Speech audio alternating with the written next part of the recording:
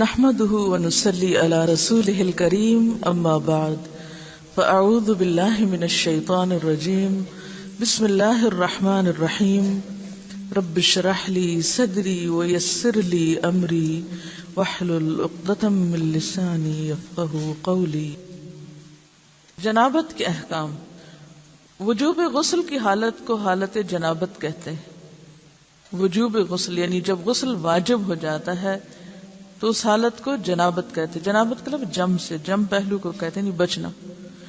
مندرجہ ذیل 4 حالتوں میں مسلمان مرد اور عورت پر غسل کرنا فرض ہو جاتا ہے۔ نمبر 1، جوش کے ساتھ منی خارج ہونے کے بعد، اس میں احتلام بھی داخل ہے، یعنی کوئی ایسا خواب آئے یا ویسے۔ نمبر 2، صحبت کے بعد یعنی سیکشل انٹرکورس کے بعد۔ نمبر 3، حیض کے بعد۔ نمبر 4، نفاس کے بعد یعنی بچے کی پیدائش کے بعد۔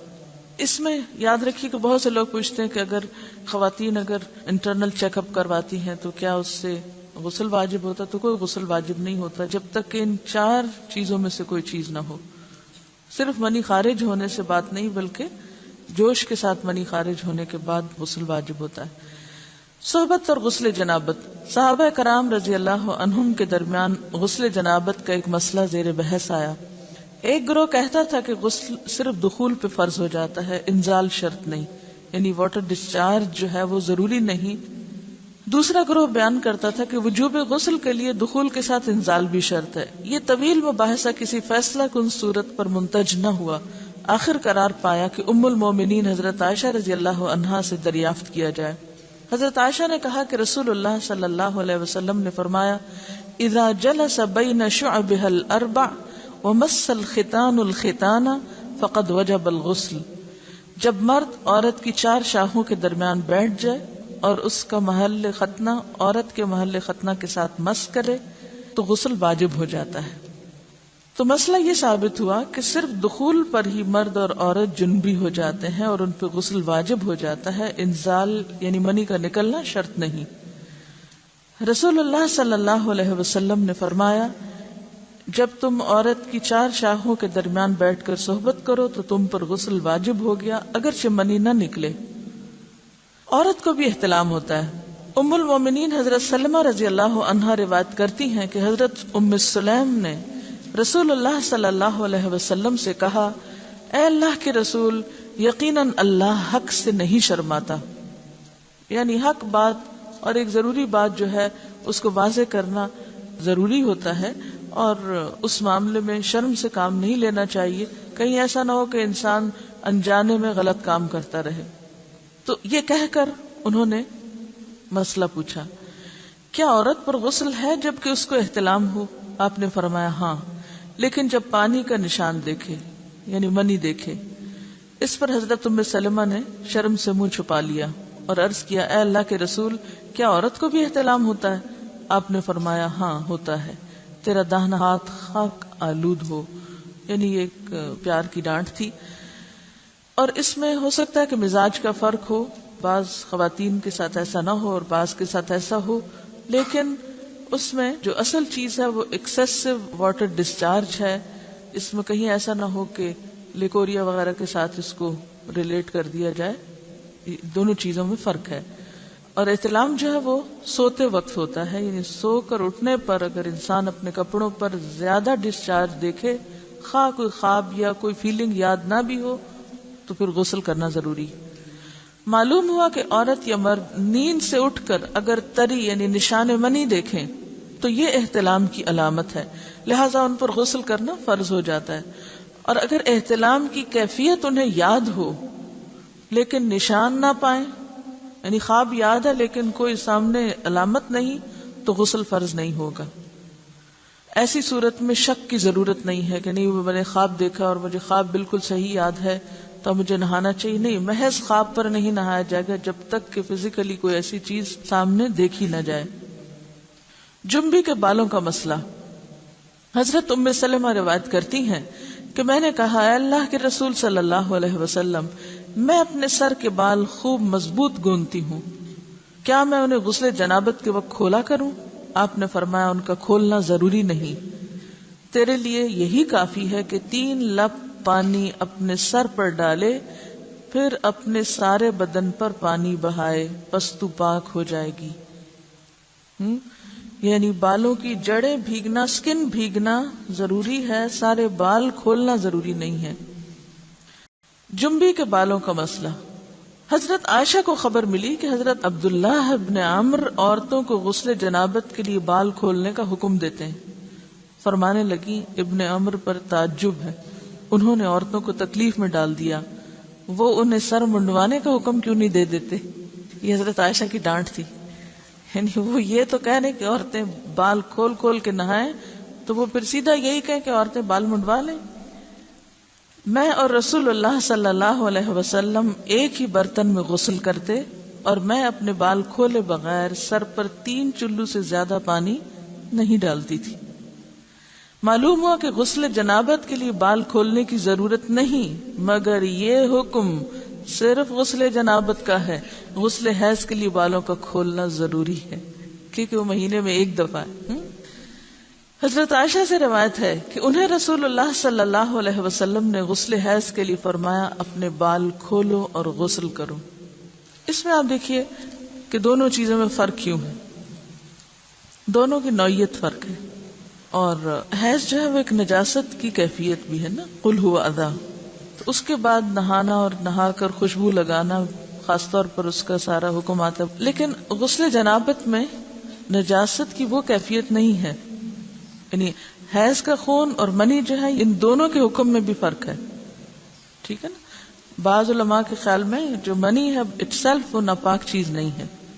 اگر کسی کپڑے وغیرہ کو لگ گئی تو وہ کپڑا ناپاک نہیں، اگر اس کو خشک ہونے پر کھرچ کے صاف کر دیا جائے تو کپڑا صاف ہو جائے گا. لیکن خون حیض پر آپ صلی اللہ علیہ وسلم کیا فرمایا؟ چٹکیوں سے مل مل کے اس کو صاف کر کے دھوئے. تو ان دونوں میں بھی فرق ہے. لہٰذا ان دونوں کے بعد نہانے کے حکم میں بھی فرق ہے. ایک میں بال کھولے جائیں گے اور بال بھی دھوئے جائیں گے اور بالوں کی جڑیں بھی دھوئی جائیں گی، جبکہ دوسرے عام غسل جنابت میں بال کھولنا اور پورے بال دھونا شرط نہیں.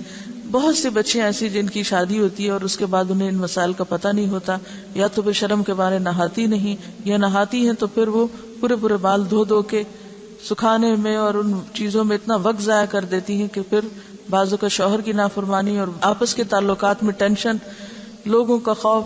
تو اگر دین کا صحیح مسئلہ پتا ہو تو انسان ان تمام مشقتوں سے بچ جاتا ہے اور ایک نارمل روٹین کی لائف گزار سکتا ہے.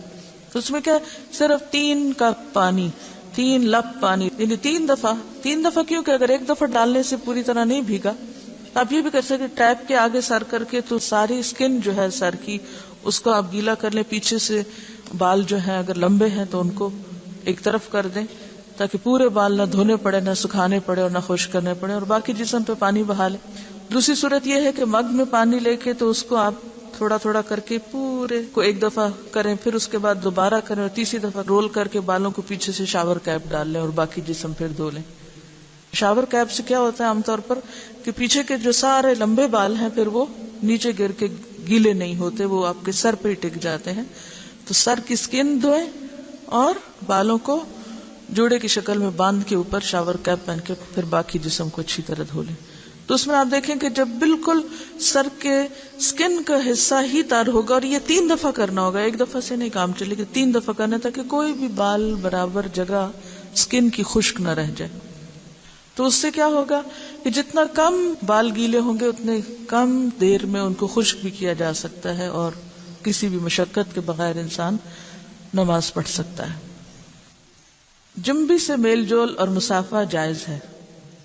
حضرت ابو ہریرہ روایت کرتے ہیں کہ ایک دن بحالت جنابت میں نے رسول اللہ صلی اللہ علیہ وسلم سے ملاقات کی.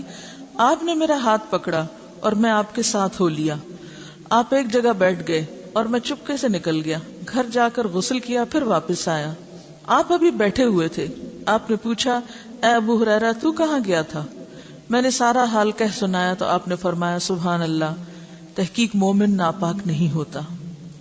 نبی صلی اللہ علیہ وسلم کا یہ فرمان کہ مومن ناپاک نہیں ہوتا، اس کا مطلب یہ ہے کہ مومن حقیقتاً نجس اور پلید نہیں ہوتا. جنابت حکمی نجاست ہے، حسی نہیں.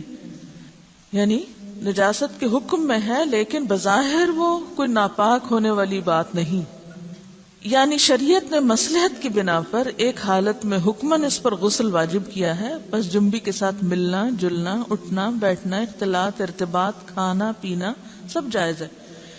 یہاں یہ بات یاد رہے کہ بعض اوقات ایسا بھی ہوتا ہے کہ انسان حالت جنابت میں ہوتا ہے، تو ہمارے ہاتھ اس میں اتنے زیادہ بچیوں کو ڈرایا جاتا ہے کہ ایک قدم بھی اٹھایا تو معلوم نہیں کیا قیامت آ جائے گی اور تم کمرے سے نکل ہی نہیں سکتے جب تک کہ پاک نہ ہو۔ تو بعض اوقات حالات کا تقاضا ایسا ہوتا ہے جس میں انسان کو کچھ ضروری کام نپٹانے پڑتے ہیں، بعض اوقات جیسے بچوں کو اسکول چھوڑنا ہے یا ان کو ناشتہ بنا کے دینا ہے یا کچھ، تو پھر دو ایکسٹریم پہ لوگ چلے جاتے ہیں، یا تو پرواہ نہیں کرتے پاک ناپاک ہونے کی، یا یہ ہے کہ وہ اس چیز کو اتنا ایشو بنا لیتے ہیں کہ باقی سارے کام ان کے متاثر ہو کے رہ جاتے ہیں۔ تو اس چیز کو اپنی حدود میں رکھ کے لائٹلی لینا چاہیے، جو فریضہ ادا کرنا وہ کر لے اور باقی چیزیں جو ہیں ان کو ایشو نہ بنایا جائے۔ یعنی اگر کسی وقت مجبوراً تھوڑی دیر کے لیے گھر سے بھی نکلنا پڑ جائے، جیسے حضرت ابو ہریرہ باہر نکلے ہوئے تھے، تو اس میں بھی حرج نہیں ہے۔ اس کا یہ مطلب نہیں کہ آپ ٹال مٹول کر کے تو دن بھر کی نمازیں گنوائیں، یہ صرف رخصت کی بات ہے یا کیا کر سکتے ہیں آپ اس کی بات ہے۔ اس کا یہ مطلب نہیں کہ یہ ایک عادت یا ایک روٹین بنا لی جائے ناپاک رہنے کی۔ بعض لوگ کچھ کھاتے نہیں پیتے نہیں کہ ہم ناپاک ہیں، کھانا پینا بات چیت لین دین، یعنی اگر کسی کا ہاتھ دوسرے پاک بندے سے چھو گیا تو وہ کوئی ناپاک نہیں ہو جائے گا، یا کسی کپڑے کو ہاتھ لگ گیا یا کسی چیز کو یا کسی کھانے کو، تو وہ کھانا ناپاک نہیں ہوگا، کیونکہ یہ حصی نجاست نہیں ہے، آپ کے ہاتھ میں کوئی گندگی نہیں ہے۔ اگر اس حالت میں کبھی آٹا گوندنا پڑ جائے یا کوئی پیڑا یا روٹی بنانی پڑ جائے، اور دیکھیے کہ بعض اوقات بچے چھوٹے ہیں رو رہے ہیں، ان کو کھانا چاہیے، اور آپ کہیں روتے رہیں جو روتے ہیں، میں تو ناپاک ہوں اس لیے میں تو کوئی کام نہیں کر رہی، تو یہ ایک دوسری ایکسٹریم ہوگی، ایسا کرنا درست نہیں۔ اگر ضرورت کے تحت تھوڑی دیر گھنٹہ 2 گھنٹہ کسی وجہ سے ڈیلے کرنا پڑے، بعض اوقات ایسا ہوتا پانی نہیں ہوتا، تو ایسی صورت میں کیا کریں گے؟ ایسی صورت میں آپ ویٹ کریں گے، بعض سپلائی کا پانی 1 گھنٹے تک آ رہا ہے، تب آپ کوئی کام کاج نہ کریں، اندر مرغی بن کے بیٹھ جائیں کہ میں ناپاک ہوں میں ناپاک ہوں، نہیں، سب کام کریں اپنے، اور جب پانی آ جائے تو نہا لیں۔ ایسے کرنے میں کوئی گناہ نہیں، کوئی جرم نہیں، کوئی غلطی نہیں۔ رسول اللہ صلی اللہ علیہ وسلم نے ایک انصاری کو بلایا، جب وہ آیا تو اس کے سر کے بالوں سے پانی ٹپک رہا تھا۔ آپ نے پوچھا شاید تم جلدی میں نہائے ہو؟ اس نے کہا ہاں اے اللہ کے رسول۔ آپ نے فرمایا حالت جنابت میں اگر کسی سے فوری ملنا ہو اور نہانے میں دیر لگے تو وضو کرنا ہی کافی۔ حضرت عمر نے آپ سے پوچھا میں رات کو جنبی ہوتا ہوں تو کیا کروں؟ آپ نے فرمایا کہ تم اپنے ذکر کو دھو ڈالو اور وضو کرو اور سو جاؤ۔ رسول اللہ صلی اللہ علیہ وسلم جب حالت جنابت میں کھانا یا سونا چاہتے تو نماز کے وضو کی طرح وضو کر لیتے۔ نبی صلی اللہ علیہ وسلم نے فرمایا جو کوئی اپنی بیوی سے صحبت کرے اور پھر دوبارہ کرنا چاہے تو اسے چاہیے کہ دونوں کے درمیان وضو کرے۔ آپ نے غور کیا ہوگا کہ طہارت کے مسائل بہت تفصیل کے ساتھ اور اپنے اندر بہت ڈیٹیلز رکھتے ہیں، اور بہت سے موضوعات ایسے ہیں کہ جو انسان کی ظاہری زندگی نہیں بلکہ اس کی نجی اور ذاتی زندگی سے متعلق بھی ہے، لیکن اس طرح پبلکلی ان کو پڑھانا اور ان کو سکھانا یہ بھی ایک ضرورت ہے، کیونکہ آپ صلی اللہ علیہ وسلم نے انصار کی خواتین کی تعریف کی کہ انصار کی خواتین کتنی اچھی ہیں جنہیں حیا دین کا علم حاصل کرنے سے نہیں روکتا۔ تو سوال یہ پیدا ہوتا ہے کہ آخر اتنی تفصیلات کیوں؟ اور بعض لوگ اس کو ناپسندیدہ قرار دیتے ہیں، تو ایسا کرنا ناسمجھی کی علامت ہے۔ ہم دیکھتے ہیں کہ انسان اگر اللہ کے بتائے ہوئے طریقے کے مطابق زندگی بسر کرتا ہے تو اس میں خیر ہی خیر ہے، اور وہ صرف خیر اس کی اپنی ذات تک نہیں رہتی، بعض اوقات دوسروں کی بھلائی کا ذریعہ بھی بن جاتی۔ یہاں کسی نے ایک واقعہ لکھ کر بھیجا ہے کہ کسی ویسٹرن کنٹری میں کوئی مسلمان بچہ پڑھتا تھا، تو وہ اپنے کپڑوں کو دھونے کے لیے کسی انگریز عورت کو دیتا تھا، یعنی لانڈری کسی کے ذریعے کرواتا تھا۔ تو ایک دن اس عورت نے طالب علم سے کہا کیا آپ میرے کام سے مطمئن نہیں؟ آپ کے خیال میں کیا میں کپڑے اچھی طرح نہیں دھوتی؟ طالب علم نے اس کی بات سن کر کہا کیوں نہیں، مجھے یقین ہے کہ آپ اچھی طرح کام کرتی ہیں۔ یہ سن کر وہ بولی پھر آپ خود ہی اپنے کپڑے کیوں دھو کر مجھے دیتے ہیں؟ یعنی کپڑوں کے داغ وغیرہ کیوں دھو کر مجھے دیتے ہیں؟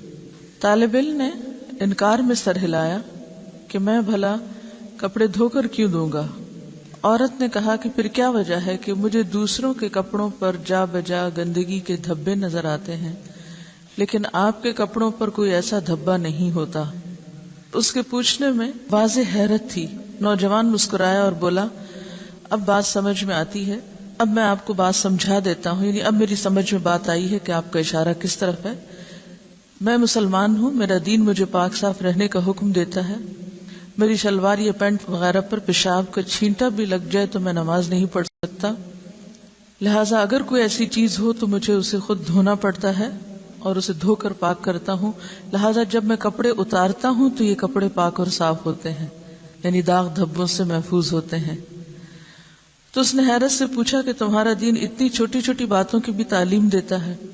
نوجوان نے کہا، ہاں، ہمارے رسول صلی اللہ علیہ وسلم نے ہمیں یہ حکم دیا ہے کہ ہم جب بیت الخلاء میں جائیں تو دعا پڑھیں، جب باہر آئیں تو دعا پڑھیں، کپڑے پہنوں تو دعا پڑھوں، کھانا کھا کر فارغ ہو کر گھر سے نکلتے وقت، سوتے جاگتے وقت، زندگی کے ہر کام یا ہر موقع پر ہمارے رسول نے ہمیں دعائیں سکھائی ہیں، اور اس کے ساتھ ہی یہ کہ ان تمام باتوں کے ادب آداب بھی سکھائے ہیں۔ تو اس انگریز عورت کو وہ باتیں بہت دلکش اور حیران کن محسوس ہوئیں، اور کچھ دن تک وہ اس طالب علم کی عادات کا مزید جائزہ لیتی رہی، اور بالآخر اسلام اس کے دل میں گھر کر گیا اور وہ مسلمان ہو گئی، اور اس کے بعد اس نے اپنے گھر کے دوسرے افراد کو بھی مسلمان کیا، اسے ایک خاتون نے۔ تو بات یہ کہ بات تو چھوٹی سی ہے لیکن ایک بہت بڑا فرق ڈال دیتی ہے۔ لیکن افسوس یہ کہ آج مسلمان ہی یہ آداب اور اخلاق بھول گئے، کیونکہ بہت سے مواقع پر ایسا بھی ہوا ہے ہمارے ساتھ کہ جب ہم نے الوداع میں پرانے کپڑے مختلف، جیسے سیلاب آ گیا یا زلزلہ آ گیا یا کچھ، تو اس موقع پر نئے پرانے سب مٹیریلز جب اکٹھے کیے گئے تو بلیو بھی بعض اوقات کپڑوں پر خون کے دھبے، گندے داغ اور نجاست وغیرہ بھی لگی ہوئی پائی گئی، جسے دیکھ کر بے انتہا افسوس ہوا کہ ایک مسلمان لڑکی جو بالغ ہو چکی ہے، اس کو اس کی ماں نے یہ ادب نہیں سکھایا، یہ طریقہ نہیں سکھایا کہ لباس کو صاف کیسے رکھتے ہیں۔ بھلے آپ کو کپڑا کسی سے بھی دھلوانا ہو، یا آپ کو دوبارہ نہیں پہننا، یا آپ کسی غریب کو دے رہے ہیں، مسلمان کا تو لباس اتارتے وقت بھی طریقہ یہ ہوتا ہے کہ جب وہ اتارے تو ایسے ہی اتارے کہ جیسے وہ نجاست سے صاف ہے۔ تو بعض اوقات ہم غفلت میں ایسی حرکتیں کرتے رہتے ہیں، اور اس کا غلط امپریشن نہ صرف یہ کہ اپنے گھر والوں پر، اپنے قریبی لوگوں پر، بلکہ دوسرے ادیان والوں تک بھی اس کا دائرہ بعض اوقات پھیل جاتا ہے۔ تو ان معاملات میں جو بظاہر لوگوں کی نگاہوں سے چھپے ہوئے ہیں، ہمیں اپنی باطنی زندگی میں، نجی زندگی میں، داخلی زندگی میں، پرائیویٹ لائف میں بھی اللہ کے تقوی کا ثبوت دینا ہے اور ان تمام چیزوں کا خیال رکھنا ہے۔ حائضہ سے صحبت کرنے کی ممانعت۔ حیض کی حالت میں عورت سے مجامت کرنا سخت گناہ ہے۔ اللہ تعالیٰ نے قرآن مجید میں فرمایا فَاعْتَزِلُوا النِّسَاءَ فِي الْمَحِيضِ، یعنی واضح قرآن کا حکم ہے، پس ایام حیض میں عورتوں سے کنارہ کشی کرو، یعنی کنارہ کشی سے مراد لین دین اور بالکل تعلق ختم کرنا نہیں، مراد یہاں پر سیکشل انٹرکورس ہے، یعنی صحبت نہ کرو۔ اگر کوئی اس گناہ کا مرتکب ہو جائے تو اس کی بابت نبی صلی اللہ علیہ وسلم نے فرمایا، جو شخص بحالت حیض اپنی عورت سے صحبت کرے تو اسے چاہیے کہ نصف دینار صدقہ کرے۔ دینار 4.5 ماشے سونے کا ہوتا ہے، تو نصف دینار 2.25 ماشے سونا ہوا۔ 2.25 ماشے سونے کی قیمت صدقہ کرے، یعنی کسی مستحق کو دے اور آئندہ کے لیے توبہ کرے۔ مزی کے خارج ہونے سے غسل واجب نہیں ہوتا۔ سیدنا علی رضی اللہ عنہ بہت طاقتور جوان تھے، آپ کو اکثر مزی آتی، آپ کو مسئلہ معلوم نہ تھا کہ مزی کے خارج ہونے پر غسل واجب ہوتا ہے یا نہیں۔ چونکہ رسول اللہ صلی اللہ علیہ وسلم کے داماد تھے، اس لیے بالمشافہ دریافت کرتے حجاب آیا، یعنی آپ کو شرم محسوس ہوئی، تو اپنے دوست مقداد سے کہا کہ وہ مسئلہ دریافت کریں۔ حضرت مقداد نے نبی صلی اللہ علیہ وسلم سے پوچھا، آپ نے فرمایا مزی کے خارج ہونے پر غسل واجب نہیں ہوتا، صرف وضو کرنا چاہیے۔ نبی صلی اللہ علیہ وسلم نے فرمایا اگر مزی خارج ہو تو آلے تناسل کو دھو لو اور وضو کر لو. نیز فرمایا اور کپڑے پر جہاں مزی لگی ہو ایک چلو پانی لے کر چھڑک لینا کافی ہے. اب اس میں یہ جو مختلف ٹرمز استعمال ہو رہی ہیں ان میں فرق کیا ہے، یعنی مزی اور منی کا فرق کیا ہے؟ مزی اس چپکتے ہوئے لیسدار پانی کو کہتے ہیں جو شہوت کے وقت ذکر کے سرے پر نمودار ہوتا ہے، یعنی کہ جو اچھل کر نہیں نکلتا بلکہ ویسے ہی ویٹنس ہوتی. اور منی عضو مخصوص سے لذت اور جوش کے ساتھ ٹپک کر خارج ہونے والا سفید مادہ ہوتا ہے جس سے انسان پیدا ہوتا ہے. اس کے خروج سے آدمی پر غسل فرض ہو جاتا ہے. ودی وہ گاڑھا سفید پانی جو پیشاب سے قبل یا بعد خارج ہوتا ہے، اس کے نکلنے پر غسل کرنا ضروری نہیں. یا اسی طرح لیکوریا بھی اس میں آ جاتا ہے.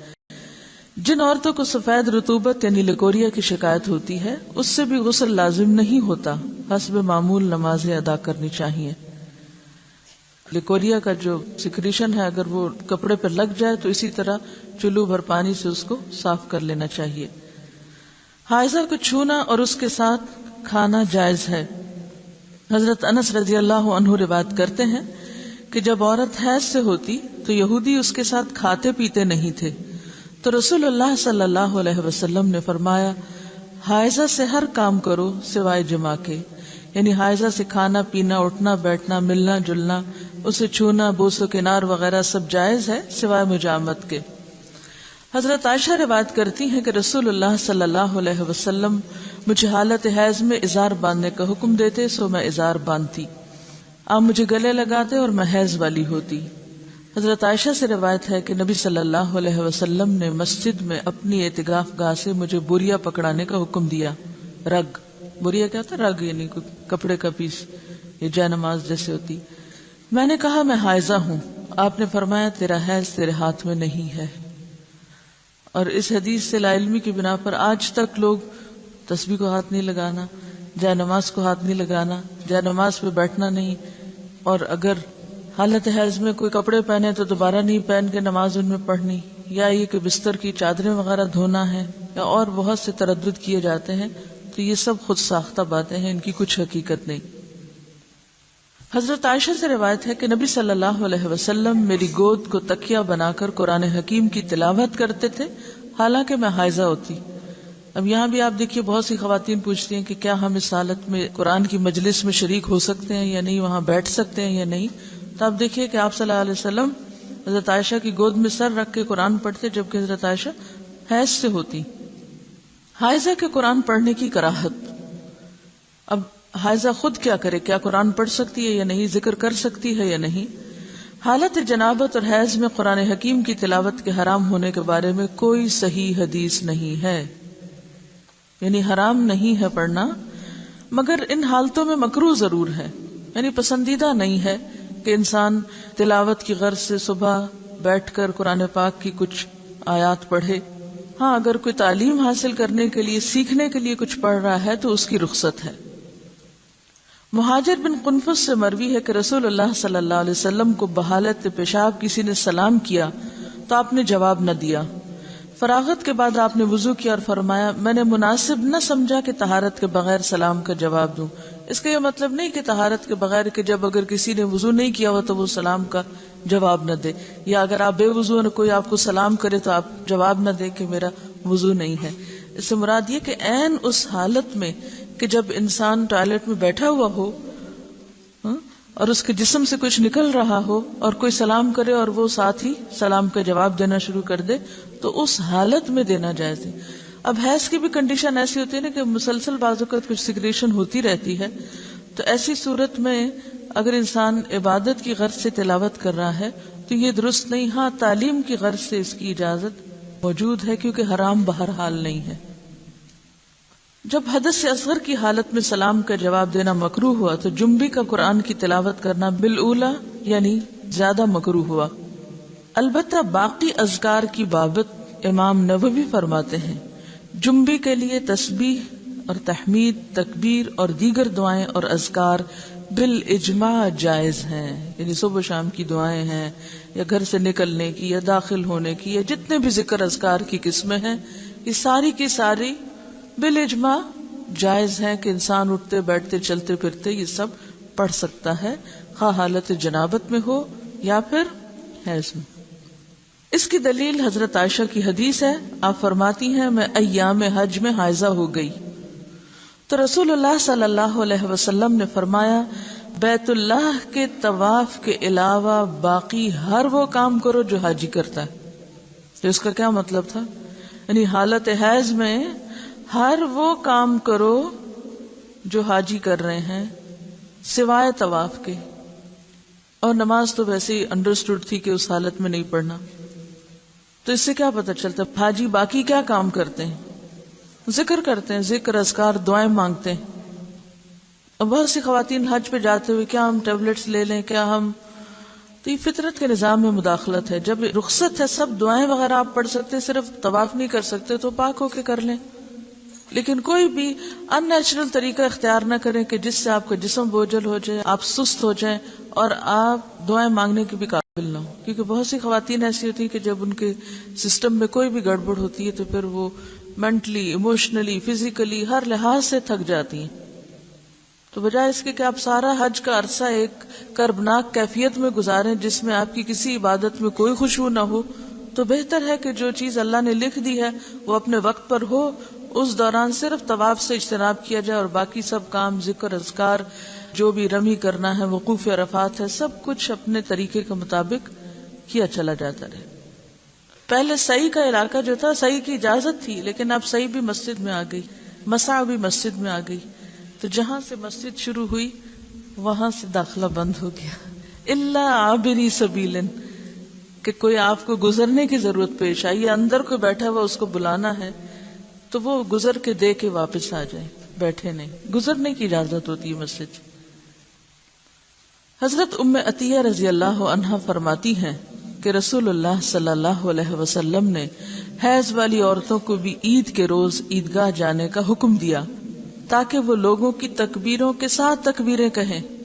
تو تکبیر میں بھی کیا ہے؟ اللہ کا ذکر ہے، اور ان کی دعا کے ساتھ دعا کریں لیکن نماز نہ پڑھیں۔ تو جو چیز بصراحت ممنوع ہے وہ کیا ہے؟ نماز اور طواف، باقی کچھ بھی ممنوع نہیں، یعنی عبادات میں سے۔ حضرت عائشہ فرماتی ہیں کہ رسول اللہ صلی اللہ علیہ وسلم ہر حال میں اللہ کا ذکر کرتے تھے۔ ان احادیث سے ثابت ہوا کہ حائضہ اور جنبی ذکر اذکار کر سکتے ہیں، ٹھیک ہے۔ استحاضہ کا مسئلہ، استحاضہ وہ خون ہوتا ہے جو ایام حیض کے بعد خاکی یا زرد رنگ کا جاری ہوتا ہے۔ یہ ایک مرض ہے۔ جب عورت اپنے حیض کی عادت کے دن پورے کرے پھر اسے غسل کر کے نماز شروع کر دینی چاہیے۔ تو اس میں اصل حکم یا اصل بات کیا ہے؟ عادت۔ جتنے دن کسی کی عادت ہے اس عادت کے مطابق انسان نماز چھوڑے، یعنی اتنے دن کے لیے، اور بعد میں نہا کر نماز شروع کر دے، خواہ کوئی ڈسچارج ہو بھی تو، کیونکہ وہ خون حیض کا نہیں بلکہ استحاضہ کا ہے جو اس مخصوص مدت کے بعد آتا ہے۔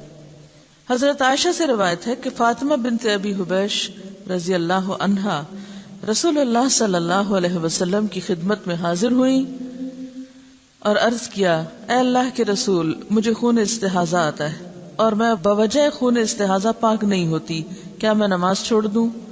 آپ نے فرمایا، نہیں، خون استحاضہ ایک اندرونی رگ سے بہتا ہے اور یہ خون حیض نہیں، بس جب تجھے حیض کا خون آئے تو نماز چھوڑ دے، اور جس وقت خون حیض بند ہو جائے اور استحاضہ شروع ہو تو اپنے استحاضہ کے خون کو دھو لو اور نماز پڑھو۔ تو حاصل کلام یہ ہے کہ مستحاضہ پاک عورت کی طرح ہے، ایام حیض کے بعد غسل کر کے نماز شروع کر دے۔ ہاں، یہ بہت ضروری ہے کہ ہر نماز کے لیے نیا وضو کرتی رہے۔ رسول اللہ صلی اللہ علیہ وسلم نے حضرت فاطمہ سے یہ بھی فرمایا، ہر نماز کے لیے وضو کر لیا کرو، یعنی ہر نماز کے لیے نہانے کی ضرورت نہیں، صرف وضو کافی ہے۔ خواہ پہلے سے وضو ہو بھی، چونکہ ڈسچارج ہوتا رہتا ہے اس لیے وضو باقی نہیں رہتا، دوبارہ وضو کر لیا جائے۔ خون حیض بلوغت کی علامت ہے، اگر یہ عادت کے مطابق آئے تو یہ صحت کی علامت ہے، اس کے برعکس استحاضہ بیماری کی علامت ہے۔ چونکہ یہ خون حیض سے پہلے بھی آتا ہے اور حیض کی مدت گزر جانے کے بعد رکتا نہیں، اس لیے بعض خواتین اسے بھی حیض سمجھ کر نماز چھوڑے رکھتی ہیں، لہٰذا اس مسئلے کو سمجھنا ضروری ہے۔ خون حیض گاڑھا، سیاہ اور کسی قدر بدبودار ہوتا ہے۔ جب اس کی مدت ختم ہوتی ہے تو خاکی یا زرد رنگ کی رطوبت خارج ہوتی ہے، مگر وہ حیض نہیں ہوتی، جبکہ خون استحاضہ پتلا اور زرد رنگ کا ہوتا ہے۔ یہ الگ بات ہے کہ عادت کے دنوں میں کبھی فلو زیادہ ہوتا ہے اور کبھی کم ہوتا ہے، لیکن اپنے مقرر وقت پر انقطاع بھی ہو جاتا ہے۔ انقطاع الدم یعنی سب ختم ہو جاتا ہے اور وائٹ ڈسچارج شروع ہو جاتا ہے۔ تو پاکی کب ہوتی ہے؟ جب خون حیض کے ختم ہونے کے بعد وائٹ ڈسچارج شروع ہو۔ اگر خاتون حیض اور استحاضہ کا فرق پہچانتی ہے تو اس کے مطابق عمل کرے گی، یعنی حیض کے آنے پر نماز چھوڑے گی اور حیض کے بعد استحاضہ کے دوران ہر نماز کے لیے الگ وضو کر کے نماز ادا کرے گی۔ اگر اسے دونوں خونوں کی پہچان نہیں، البتہ حیض اسے عادت کے مطابق آتا ہے، تو وہ عادت کے دنوں میں نماز ترک کرے گی اور ان کے بعد جو خون آئے گا اسے استحاضہ سمجھے گی۔ اب اس میں مشکل یہ ہے نا کہ ہر عورت کی عادت فرق ہے، اس لیے اس میں کوئی مفتی کچھ نہیں بتا سکتا، خود ہی اس کا تعین کرنا پڑے گا کہ کن دنوں میں عادت بدل جاتی، کیونکہ عورت کی صرف یہ نہیں کہ اس کو خون کے رنگ سے آپ پہچانیں گے، اس میں دیکھا یہ جائے گا کہ آپ کی اپنی جسمانی کیفیت کب بدلتی ہے، کیونکہ استحاضہ کے خون میں جسمانی کیفیت اتنی متاثر نہیں ہوتی، جبکہ حیض کے دنوں میں اس سے پہلے یا اس کے بعد مزاج پر بھی فرق پڑتا ہے۔ تو مزاج کی تبدیلی سے اور خون کے رنگ کی تبدیلی سے یا اس کیفیت سے یا اس کے زیادہ یا کم ہونے سے بھی حیض اور استحاضہ کو آپس میں الگ الگ سمجھا جا سکتا ہے۔ اگر اسے دونوں خونوں کی پہچان نہیں اور حیض بھی عادت کے مطابق نہیں آتا، اب ایک اور مسئلہ تیسرا، نہ حیض کی پہچان ہے اور نہ ہی عادت کا پتہ چلتا ہے، یعنی دن کے مقرر ہونے کی سمجھ ہی نہیں آتی، تو وہ اپنی قریبی رشتہ دار خاتون جو مزاج اور عمر میں اس جیسی ہو، مثلا بہن وغیرہ، اس کی عادت کے مطابق عمل کرے گی حتیٰ کہ اسے پہچان ہو جائے اور اس کی اپنی عادت بن جائے، پھر قیاس کرنا پڑے گا۔ حائضہ کو نماز اور روزے کی ممانعت۔ رسول اللہ صلی اللہ علیہ وسلم نے فرمایا، جب عورت حیض سے ہوتی ہے تو نماز پڑھتی ہے نہ روزہ رکھتی ہے، یعنی نہ نماز پڑھتی ہے نہ روزہ رکھتی ہے۔ ایک عورت معاذہ نے حضرت عائشہ سے دریافت کیا، کیا وجہ ہے کہ حائضہ عورت روزے کی قضا تو دیتی ہے نماز کی نہیں دیتی؟ حضرت عائشہ نے فرمایا، رسول اللہ صلی اللہ علیہ وسلم کے زمانہ میں ہمیں حیض آیا کرتا تھا تو ہمیں روزے کی قضا کا حکم تو دیا جاتا مگر نماز کی قضا کا حکم نہیں دیا جاتا تھا۔ یہ ہے صرف وجہ۔ نفاس کا حکم، بچے کی پیدائش کے بعد جو خون آتا ہے اسے نفاس کہتے ہیں۔ حضرت ام سلمہ فرماتی ہیں کہ نفاس والی عورتیں رسول اللہ صلی اللہ علیہ وسلم کے زمانے میں 40 دن بیٹھا کرتی تھی، یعنی نماز نہیں پڑھتی تھی۔ اکثر صحابہ اور تابعین کے نزدیک نفاس کے خون کی زیادہ سے زیادہ مدت 40 دن ہے۔ اگر 40 روز کے بعد بھی خون جاری رہے تو اکثر اہل علم کے نزدیک وہ خون استحاضہ ہے جس میں عورت ہر نماز کے لیے وضو کرتی ہے۔ نفاس کی کم از کم مدت کی کوئی حد نہیں۔ اچھا یہ بھی یاد رہے کہ بعض خواتین کو نفاس کا عرصہ ختم ہوتے ہی پھر پیریڈ شروع ہو جاتے ہیں، تو ایسی صورت میں اگر دن اوپر چلے جائیں اور پیریڈز کی واضح علامات ہر ایک کو اپنی عادت پتہ ہوتی ہے تو اس کے مطابق پھر وہ چھوڑ سکتی ہے۔ حضرت انس فرماتے ہیں نفاس کی مدت 40 دن ہے، الا یہ کہ خون پہلے ہی بند ہو جائے، کیونکہ بعض لوگوں کو بچے کی ولادت کے بعد کسی قسم کا کوئی خون نہیں آتا تو وہ پہلے دن سے ہی نماز پڑھیں گی۔ کچھ لوگوں کو 3 دن تک، کچھ کو 7 دن، کچھ 10 دن، کچھ 1 مہینہ، کچھ پورے 40 دن، کبھی زیادہ کبھی کم۔ تو پھر ان معاملات میں دیکھا کیا جائے گا؟ کوئی کتاب یا اپنا آپ؟ ہر ایک کو اپنی عادت خود دیکھنی پڑے گی۔ ٹھیک۔ حضرت انس فرماتے ہیں نفاس کی مدت 40 دن ہے، الا یہ کہ خون پہلے ہی بند ہو جائے۔ امام شافعی فرماتے ہیں اگر عورت کو ولادت کے بعد خون آتا ہی نہیں تو اس پر ضروری ہے کہ وہ غسل کرے اور نماز پڑھے۔ نفاس اور حیض کے خون کا حکم ایک جیسا ہے، یعنی ان حالات میں نماز، روزہ اور جماع منع ہے۔ رسول اللہ صلی اللہ علیہ وسلم ایام نفاس کی نمازوں کی قضا کا حکم نہیں دیتے تھے۔ ٹھیک ہے۔ آپ نے یہ سنا ہوگا نا کہ خون حیض کی اقصی مدت یعنی زیادہ سے زیادہ مدت 10 دن ہے. تو یہ قیاس ہے، یعنی ایک اندازہ کیا گیا. آپ دیکھیے کہ فقہا کس طرح اجتہاد کیا کرتے تھے. جب یہ مسئلہ سامنے آیا تو مختلف عورتوں کی عادت معلوم کرائے گی. کم سے کم کتنا ہوتا ہے، زیادہ سے زیادہ کتنا ہوتا ہے. پتہ چلا کہ کم سے کم اتنا اور زیادہ سے زیادہ اتنا، تو لہٰذا یہ 10 دن وہاں سے چلے.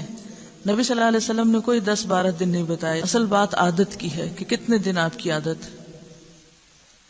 ڈی این سی کے بعد بھی جو خون ہوتا ہے وہ بھی نفاس میں شمار ہوگا. اس میں بھی کمی بیشی ہوتی ہے. بعض اوقات ایسا بھی ہوتا ہے کہ جتنے مہینے کا بچہ تھا اتنے مہینے کے جو پیریڈز کے دن ہیں اس کے برابر بھی آتا ہے، اور بعض عورتوں کو اس سے کم و بیش.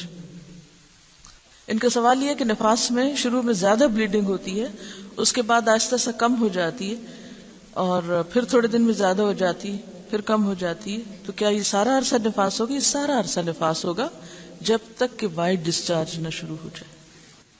وآخر دعوانا ان الحمد للہ رب العالمین. سبحانک اللہم وبحمدک نشہد ان لا الہ الا انت نستغفرک ونتوب الیک.